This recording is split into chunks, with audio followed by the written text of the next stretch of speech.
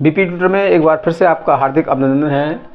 ये वीडियो कक्षा 6 के गणित के छात्रों के लिए है। इसमें कराएंगे इकाई संख्या 8 कोण और इसके अंतर्गत दक्षता अभ्यास 8 होगी। तो सवाल नंबर 1 है, यदि साइकिल के पहिए में 36 तीलियां हैं तो दो आसन तीलियों के बीच का कोण ज्ञात कीजिए। इसमें निकालना है दो आसन तीलियों के बीच का कोण। तो ये जो साइकिल का पहिया है ये होता है गोल, और जो वृत्त हो गया, वृत्त का परिमाप होता है 360 अंश। अब इसमें 36 तीलियां हैं। इस प्रकार से साइकिल के पहिए में 36 तीलियां हैं और इन तीलियों में दो आसन तीलियों के बीच का कोण निकालना है। तो हम लिखेंगे दो आसन तीलियों के बीच का कोण।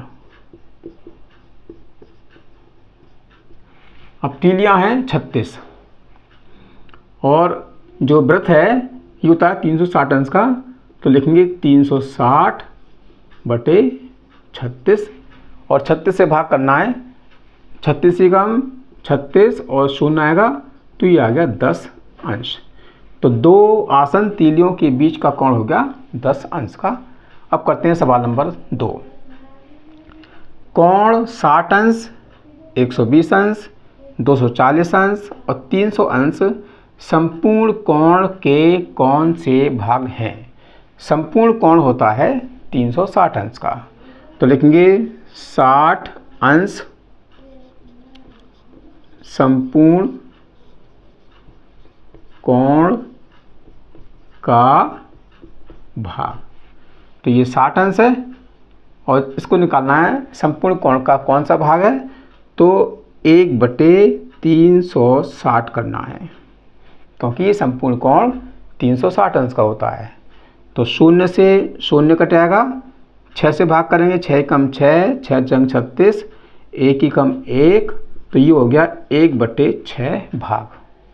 अब निकालते हैं 120 अंश। तो लिखेंगे 120 अंश संपूर्ण कोण का भाग। तो 120 लिखेंगे, 120 अंश और गुणा 1/360। शून्य से शून्य काट देंगे।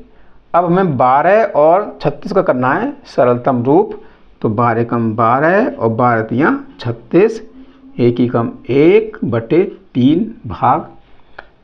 इसके बाद है 240 अंश संपूर्ण कोण का भाग। तो 240 लिखेंगे और गुणा 1/360 लिखेंगे। शून्य से शून्य कटेगा और 24 और 36 करना है सरलतम रूप। तो ये कटेगा 12 से, 12 दूनी 24 और 12 तियां 36, 2 ही कम 2/3 भाग हो गया 240 संपूर्ण कोण का। इसके बाद है 300 अंश संपूर्ण कोण का भाग। तो लिखेंगे 300 गुणा 1/360, 0 से 0 काट देंगे। अब करना है 30 और 36 का सरलतम रूप। तो ये दोनों संख्या कटेंगे 6 से, 6 पंजे 30 और 6 छंग 36, 5 की गुणा कर लेंगे 1 से, 5 गुण 5/6। तो ये 300 अंश संपूर्ण कोण का 5/6 भाग होता है। अब शुरू करते हैं सवाल नंबर 3। ज्ञात कीजिए एक समकोण का 1/9वां भाग कितना होगा। तो समकोण होता है हमारा 90 अंश का। तो लिखेंगे 90 का के स्थान पर गुणा का चिन्ह और 1/9। अब इसको हल करना है। नीचे की संख्या से ऊपर की संख्या में भाग करते हैं। 9 से भाग करेंगे 90 में, 9 ढाई 90 और 10 ही कम 10, तो ये हो गया 10वां भाग।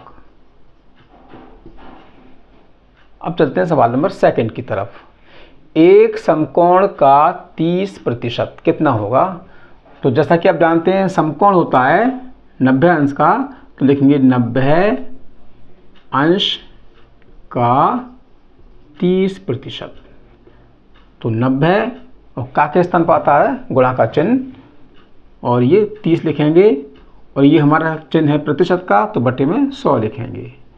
0 से 0 काट देंगे और 10 से भाग करेंगे 90, 10 में 90, 9 की 3 से गुणा कर लेंगे, 9 3 27, तो ये हो गया 27 अंश। नंबर 3, एक ऋजुकोण का 50%। तो ऋजुकोण होता है 180 अंश, तो लिखेंगे 180 अंश का 50% निकालना है। तो 180 का के स्थान पर गुणा का चिन्ह 50 और ये चिन्ह हटाएंगे प्रतिशत का, तो बटे में आएगा 100। 0 से 0 काट देंगे, 10 से भाग करेंगे 90 में, 50 में, 10 पंजे 50, और उसके बाद 18 की और 5 गुणा करेंगे, 18 पंजे 90, तो ये आ गया 90 अंश। अब करते हैं सवाल नंबर 4। एक संपूर्ण कोण का 60% निकालना है। तो संपूर्ण कोण होता है 360 अंश का, तो लिखेंगे 360 अंश का 60%।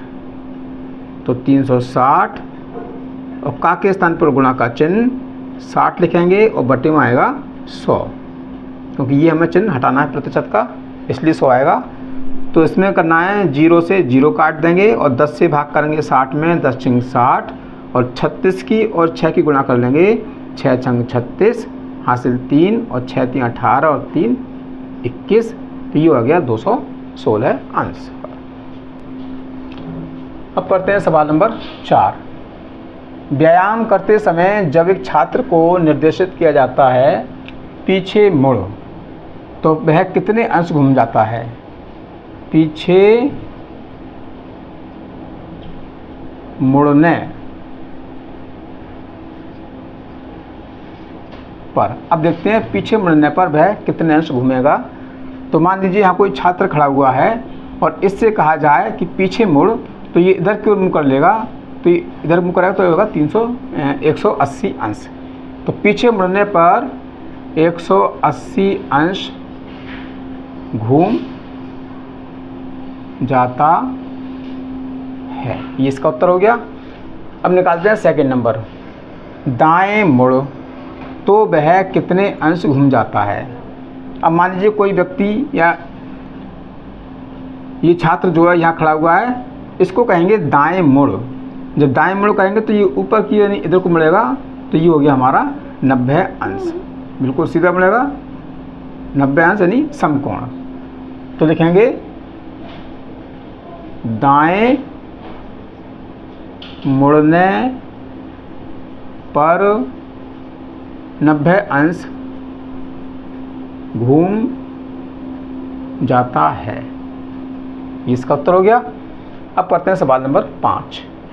निम्नांकित कोणों को उनके परिमाण के आधार पर वर्गीकृत कीजिए। ये देख रहा है परिमाण, अब जरा किस प्रकार का अंश है, यानी किस प्रकार का कोण है, कोण बताएंगे। तो ये हमारा 0 अंश है यानी 0 अंश, तो 0 अंश के कोण को कहते हैं 0 कोण। अब ये 30 अंश, तो जो कोण 90 अंश से कम होंगे वो कहलाते हैं न्यून कोण, चाहे वो कितने भी अंश को हो 90 अंश से कम, चाहे 10 अंश का हो, 20 का हो, 25 का हो, 35 का हो, न्यून कोण कहलाएगा क्योंकि 90 से कम है। अब यह है 90 अंश, तो 90 अंश के लिए कहते हैं समकोण, ये हो गया समकोण। और ये है 135 अंश। अगर कोई कोण 90 अंश से अधिक हो और 180 अंश से कम हो तो वो कहलाता है अधिक कोण। तो ये हो गया आपका अधिक कोण। और ये हो गया 180 अंश, तो 180 अंश कोण कहते हैं ऋजु कोण, ऋजु कोण। और ये है 225 अंश। अगर कोई कोण 180 अंश से ज़्यादा हो और 360 अंश से कम हो तो उसको कहते हैं बृहत कोण, ये कहलाता है बृहत कोण, और फिर यह है 360 अंश। तो 360 अंश के कोण को कहते हैं संपूर्ण कोण।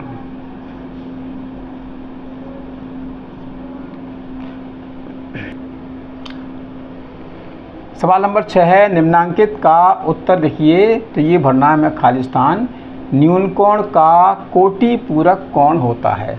तो जैसा कि आप जानते हैं कोटि पूरक कोण होता है 90 अंश का। तो जब कोई दो कोण का योग 90 अंश हो तो कहलाएगा कोटि पूरक कोण। मान लीजिए एक कोण हमारा है 40 अंश और दूसरा कोण हमारा 50 अंश, इन दोनों को मिलाकर हो गया 90 अंश। तो ये दोनों कोण कहलाएंगे एक दूसरे के कोटि पूरक कोण। तो ये भी न्यून कोण है और ये भी न्यून कोण है। तो जब एक कोण न्यून कोण होगा तो दूसरा कोण भी न्यून कोण होगा। तो लिखेंगे न्यून कोण। सवाल नंबर 2, न्यून कोण का संपूरक कोण होता है। तो संपूरक कोण होता है 180 अंश का।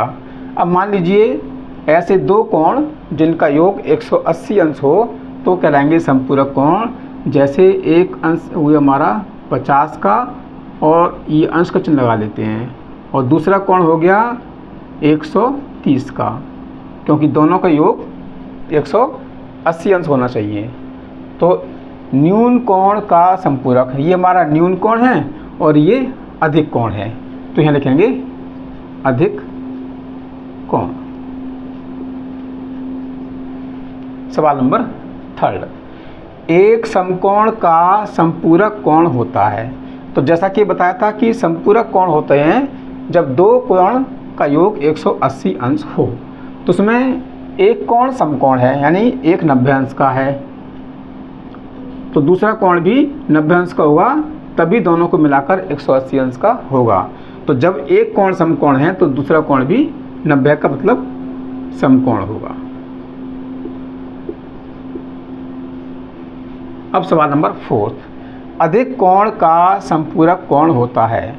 तो संपूरक कोण जैसा कि आप जानते हैं कि दो कोणों को मिलकर 180 अंश हो जाए तो वो कहलाएगा संपूरक कोण। अब जिसमें से एक कोण अधिक कोण है, अधिक कोण का मतलब 90 अंश से ज़्यादा है का है। तो मान लीजिए ये हमारा 135 अंश का है, तो दूसरा कोण हमारा कितने का होगा, जिससे कि मिलाकर 180 अंश हो जाए। तो 135 में कितने जोड़ना है कि 180 हो जाए, तो 5 और 5 10, और ये हो गया, एक हो गया 135 अंश का और एक हो गया 45 अंश का। दोनों को जोड़ेंगे तो हो गए 180 अंश, जो कि हमारा संपूरक कोण कहलाता है। तो एक हो गया अधिक कोण और ये है न्यून कोण, क्योंकि 90 से कम का है। तो ये लिखेंगे न्यून कोण। तो मुझे आशा है कि ये सवाल आपकी समझ में आ चुके होंगे, क्योंकि इस अभ्यास में कई सवाल हैं। अगर हम सभी सवाल कराएंगे तो वीडियो बहुत लंबा हो जाएगा। तो इसलिए हम इस अभ्यास में केवल इस वीडियो में सवाल नंबर 1 से लेकर 6 तक कराएंगे, और बाकी के सवाल जो हैं अगले वीडियो में कराएंगे। तो वह वीडियो आप ज़रूर देखिएगा। अगर आप चैनल पर नए हैं तो चैनल को सब्सक्राइब कीजिएगा, वीडियो को लाइक कीजिए और शेयर कीजिए।